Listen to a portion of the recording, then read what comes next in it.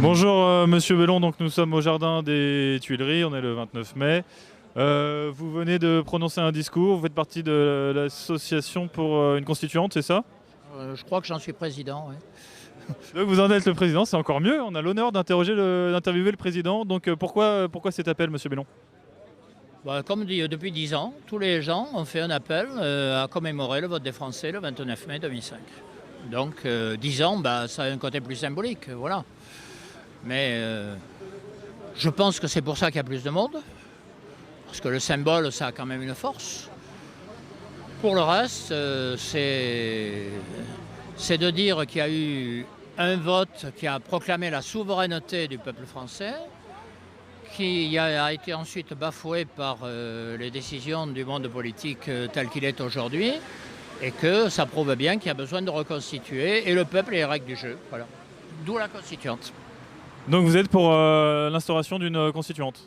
L'association pour une constituante, effectivement, a pour objectif d'une constituante. Tout à fait, mais ce serait une constituante d'origine populaire ou qui la constituerait, cette constituante?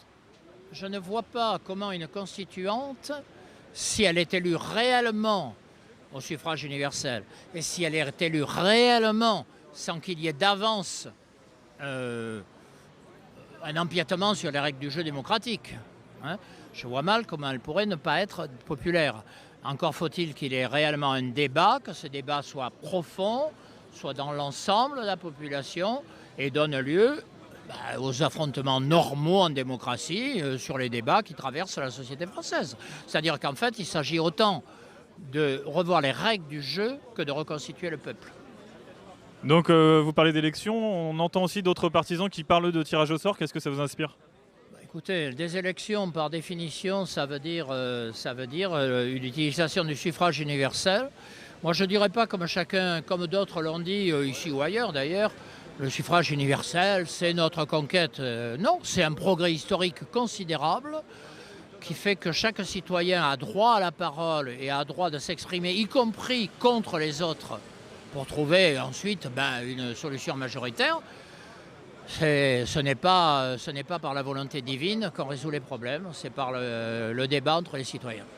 Et le tirage au sort? Le tirage au sort, ce n'est pas un débat entre les citoyens. Merci Monsieur Bellon. J'anime une émission sur Ici et Maintenant le lundi après-midi de 14h à 17h30 et le mercredi au même moment, dont l'unique sujet c'est ce dont nous parlons ici.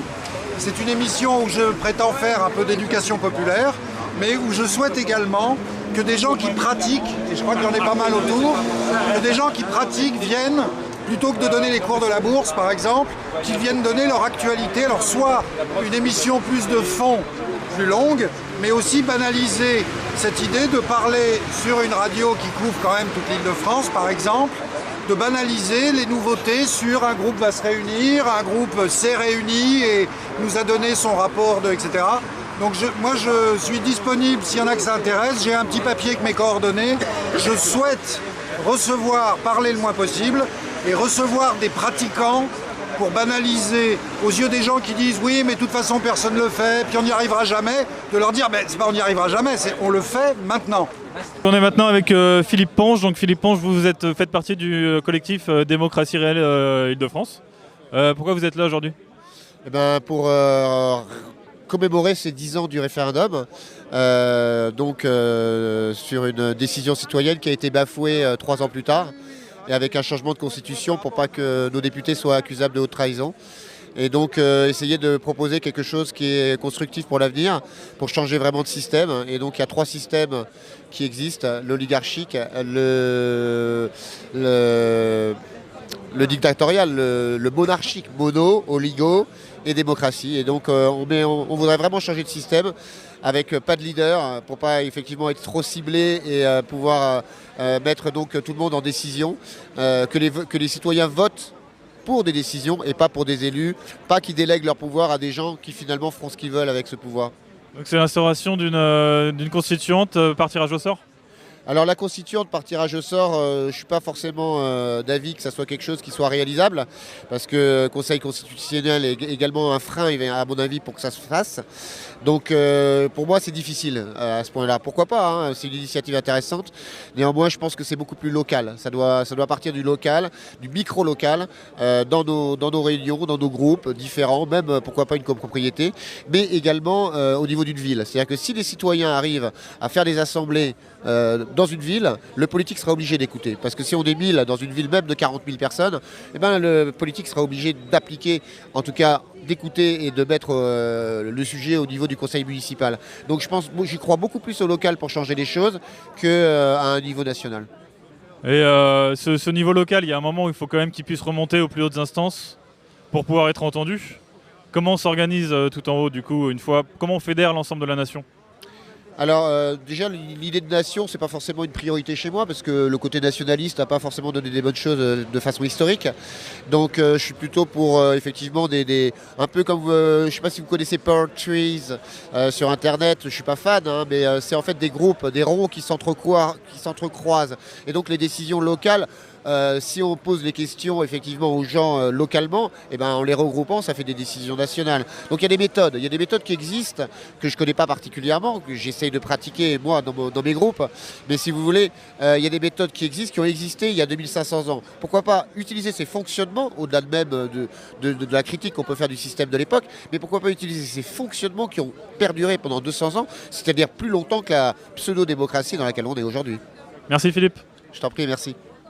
Donc on est maintenant avec Thomas du collectif DEM de Montmartre. Est-ce que vous pouvez rapidement présenter le collectif et puis nous donner les raisons de votre présence aujourd'hui ? Disons que nous on est ici parce que c'est une question, le traité constitutionnel et le refus, le déni de démocratie, c'est une question assez rassembleuse, assez porteuse. Et c'est une question où il y a un vivier de gens qui sont naturellement intéressés, naturellement politisés sur des questions de démocratie, mais de démocratie qui sont là pour dire qu'eux, ils n'ont pas passé l'éponge, qu'ils sont là pour dire qu'eux, ils n'ont pas oublié, en fait, et qu'ils font la démarche de venir ici, voilà. Donc nous on est ici parce qu'on est un collectif qui avons eu la bonne idée, enfin la bonne habitude depuis plusieurs années d'investir l'espace public pour y débattre, mais aussi pour qu'il s'est donné la possibilité d'y prendre des décisions, en fait. Et donc on a vocation à intégrer tout citoyen qui souhaiterait y prendre la parole et qui aurait l'assurance dans cette assemblée de proposer à une assemblée que ce soit un vote ou d'y prendre la parole et d'être entendu à part égale. Donc on met en œuvre les principes qu'on défend, on essaie de faire dialoguer la théorie et la pratique et de se projeter dans des perspectives. Donc c'est pour ça qu'on est ici, parce que là naturellement les gens, le discours est plus réceptif ici. Et cette assemblée citoyenne, est-ce qu'elle a vocation à devenir constituante ? Elle a vocation à devenir constituante, oui. Elle a vocation à se substituer. Elle a vocation déjà à démontrer qu'elle est utile. Et bien sûr qu'elle a vocation à devenir constituante. C'est d'ailleurs ce qu'on fait à notre échelle, en fait. Très bien, donc vous organisez juste après justement une telle assemblée. Vous organisez une telle assemblée juste après, donc on aura l'occasion de filmer également. Voilà. Merci. Alors peut-être un mot sur ce principe de constituante. C'est que le problème, c'est qu'on ne peut pas souhaiter une constituante, demander une constituante sans commencer par investir l'espace public. On ne peut pas être dans la revendication constante, en fait. Et c'est là où ça ne suffit pas de réclamer une constituante et d'imaginer s'il faut déjà intégrer un certain nombre se mettre d'accord sur un certain nombre de principes qu'on partage, à savoir ceux de la démocratie. Nous, on dit que nous ne vivons pas en démocratie, on vit dans ce qu'on a un modèle qu'on appelle un gouvernement représentatif, mais il n'y a pas de distinction démocratie directe, démocratie, c'est pas un idéal politique, la démocratie c'est un outil qu'on propose d'utiliser. Voilà. Merci Thomas. Je vous remercie. Nous appelons tous les citoyens à se renseigner sur les décalages entre l'opinion publique et les décisions prises par nos représentants, sur les limites du système représentatif et à s'entraîner à la démocratie, à la pratique de la démocratie directe dans des collectifs. Nous pourrions le rajouter aussi dans la liste des affirmes. Qui est pour ?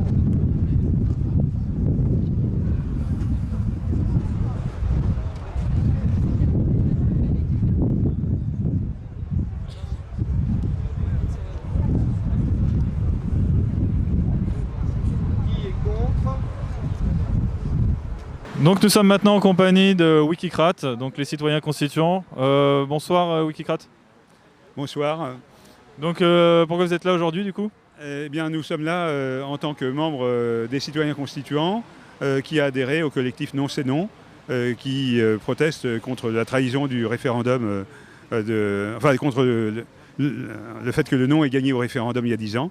Et on s'est associé à des citoyens qui veulent une constituante, même si on peut avoir des divergences sur le mode de désignation avec eux. Nous, les citoyens constituants, voulons qu'elle soit tirée au sort. Monsieur André Bellon, par exemple, veut qu'elle soit élue. Nous, on pense et on est persuadé que si elle était élue, eh bien, on retrouverait dans cette assemblée-là le paysage politique français habituel, avec une majorité d'UMP, de PS et de FN, et que donc la nouvelle constitution serait écrite par les cadres de ces partis-là, écrite ou dictée, parce que quand bien même ils mettraient au point des listes où ça serait leurs militants de base qu'ils feraient, ces militants de base n'étant pas entraînés à faire des ateliers constituants, n'étant pas habitués à négocier sur la base d'arguments, mais c'est beaucoup plus avec des arguments d'autorité, ça serait beaucoup plus un vote final, et donc le parti majoritaire serait celui qui écrit la Constitution. Voilà, au final, ça serait ça. Alors que des citoyens, une assemblée constituante constituée de citoyens tirés au sort, reflèterait d'une part l'électorat de ces gens-là, donc on va dire peut-être dans les mêmes proportions, mais d'autre part tous les abstentionnistes. Et en ce qui concerne l'électorat du FN, du PS, de l'UMP, moi je suis tout à fait... c'est beaucoup plus facile de discuter avec eux de comment on va écrire, quelles règles on va écrire pour nous protéger des abus de pouvoir des dirigeants du moment, que ce soit François Hollande, Marine Le Pen ou Sarkozy. Et avec ça, entre citoyens, on est capable de se mettre d'accord et d'échanger des arguments et de trouver les bonnes règles, donc la bonne constitution. Justement, est-ce que vous avez pu avoir l'occasion de discuter avec André Bellon ou ses partisans ce soir? Pas encore, et je ne l'ai pas vu, je ne sais pas. Enfin, j'ai dû le voir dans une vidéo, j'ai un peu oublié à quoi il ressemble, mais j'espère bien le voir et lui en parler. Merci Wikicrat. De rien, au revoir. Nous sommes maintenant en compagnie de Claude Beaulieu, donc président du comité Valvie. Bonsoir Claude. Bonsoir. Donc la raison de votre présence ici ce soir? Eh bien, elle est évidente. C'est-à-dire qu'il y a eu, nous sommes dans une eurodictature qui date pas simplement de la suite du 29 mai 2005. Elle date depuis l'installation de l'Union européenne et même avant, puisque c'est une vieille histoire de soustraire la souveraineté populaire, de détruire la souveraineté populaire, la souveraineté nationale. Ça dure depuis la Deuxième Guerre mondiale au minimum. Hein. Bon. Et donc aujourd'hui, la France est véritablement dans une dictature. Jacques Sapir parle de tyrannie. Nous, Valmy, on parle depuis des années d'eurodictature. André Bellon, qu'on a vu tout à l'heure, lui, il parlait de totalitarisme tranquille déjà il y a 15 ans. Bon, je lui disais à l'époque, parce qu'il est aussi de Valmy, je lui disais à l'époque que cette dictature n'était pas tellement tranquille, que c'était vraiment une dictature dure. Alors elle est dure en réalité, tout en étant enrobée de faux semblants, de faux semblants notamment de la social-démocratie, ou de références au gaullisme par des Sarkozy, ce qui relève de l'hypocrisie et de l'escroquerie politique. Hein, voilà, donc pourquoi on est là? C'est notamment parce que l'évolution du totalitarisme en France est en progression rapide, notamment depuis l'affaire Charlie et tout ça, où on ne peut plus s'exprimer librement sans être accusé de soutien aux takfiristes, enfin au terrorisme, oui. Alors, c'est d'autant plus amusant que celui qui soutient le plus le terrorisme en France, c'est quand même Fabius, qui a dit que les takfiristes, c'est-à-dire les terroristes d'Al-Qaïda en Syrie, et il a dit qu'ils font du bon boulot. Et ils vendent des armes encore maintenant, il est probable qu'ils vendent des armes, mais en tout cas ils en ont vendu beaucoup, il y a beaucoup d'armes. Pourquoi la Syrie à ce moment a des difficultés? C'est parce que les terroristes d'Al-Nosra ou les autres de Daesh reçoivent des armes américaines par la Turquie ou voire des armes françaises. Donc on est dans une situation où la France voulait bombarder la Syrie. C'est quand même totalement aberrant. Par rapport à l'Iran, ils sont sur une position d'empêcher l'accord sur le nucléaire iranien, le gouvernement français. Et sur l'Ukraine, c'est pareil, ils ont eu une attitude dure contre Poutine. Et quelles sont les solutions politiques aujourd'hui proposées par le comité Valmy? Le comité Valmy, depuis l'origine, se réfère au programme, d'une part au rassemblement de la résistance et au programme du Conseil national de la résistance. Nous estimons qu'il faut pratiquer, reconstituer le même type de rassemblement, c'est-à-dire dépasser le clivage gauche-droite qui ne veut plus rien dire ou pas grand-chose dans l'état actuel des choses. Je ne dis pas qu'il n'existe plus, mais le clivage ne se situe pas là. Le clivage, il est entre ceux qui sont convaincus qu'il faut rester dans cette Union européenne qui est dictatoriale et les souverainistes qui veulent rétablir la souveraineté nationale, la souveraineté populaire, sortir de l'OTAN. Oui. Et alors il y a un homme politique en France qui commence à être un peu connu, justement, qui parle du Conseil national de la résistance, qui s'en est largement inspiré pour son programme, c'est François Asselineau. Un rapprochement avec l'UPR, est-ce que ça vous semblerait souhaitable et possible ? Alors ça nous semble tout à fait souhaitable. On a eu beaucoup de rencontres avec François Asselineau, mais le refus vient de lui et il ne veut pas de contact avec nous. Jusqu'à maintenant, il n'accepte pas de contact avec Valmy. Bon, il a ses raisons, moi je ne les connais pas. Peut-être ce sont des malentendus et des problèmes de personnes qui ont... je ne vais pas développer ça parce que ça serait un peu complexe. Écoutez, on espère que les luttes pourront converger, comme on dit, et qu'un rapprochement possible n'est pas tout à fait exclu. On verra l'avenir. Merci beaucoup. Alors, il y a une raison où il serait souhaitable. D'ailleurs, c'est ce que j'écrivais à un ami qui fait partie de l'UPR. On va lancer dans les jours qui viennent un appel à quitter l'OTAN. L'OTAN, pas simplement la structure intégrée, le commandement intégré de l'OTAN, mais quitter globalement l'OTAN et que la France retrouve totalement sur la question de la défense nationale sa souveraineté. Et je suis convaincu qu'Asselineau a exactement les mêmes idées que nous sur cette question. Donc je trouverais tout à fait souhaitable et politiquement très positif qu'on se retrouve sur cet appel à quitter l'OTAN. Voilà. Donc il sera prévenu, j'espère qu'il acceptera, mais bon, ça dépend de lui, quoi. Et ben on espère qu'il pourra vous entendre. Je vous remercie beaucoup, Claude. Merci. Qui propose de sortir de l'Union européenne? Actuellement, Ouais. pas grand monde. Ouais, mais qui? Deux groupes, MPEP qui a proposé et le deuxième groupe c'est UPR. Nous sommes maintenant devant les portes du Jardin des Tuileries puisque c'est en train de fermer. Donc on est avec Sylvain Baron. Bonsoir Sylvain, quelle est la raison de ta présence aujourd'hui ? C'est les 10 années de notre non-référendum, ça me paraissait essentiel de venir. Donc je serai aussi là d'ailleurs demain à l'Assemblée nationale avec les communistes qui vont faire un autre événement à 14h. Donc voilà, je suis venu pour célébrer ça. Donc on a vu qu'il y avait notamment une assemblée citoyenne, on a parlé de constituante, on a parlé de tirage au sort. C'est quoi ton positionnement vis-à-vis de tout ça ? Je suis quelqu'un qui... c'est difficile parce que je suis le premier à faire des travaux qui sont relativement intellectuels, à sortir un journal.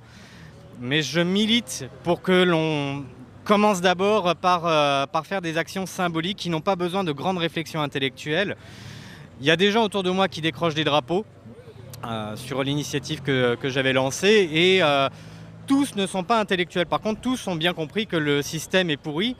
Et avant de pouvoir faire une immersion dans des processus plus intellectuels qui puissent fédérer à partir de de vue programmatique, de vue démocratique, il faut commencer par faire des choses simples. C'est pas réduire l'intelligence des Français enfin, c'est pas considérer qu'ils sont stupides, c'est simplement de dire qu'il faut commencer par des choses qui sont toutes bêtes. C'est la meilleure façon, à mon avis, de lancer un véritable mouvement. Donc c'est pour ça que je milite. Combien de drapeaux décrochés jusqu'à présent? J'ai pas le chiffre exact en tête, mais on n'est plus très loin des 200. Ok, et on rappelle aussi ton journal, donc Poil à gratter. Et puis merci et puis bon courage pour la suite alors. Merci beaucoup.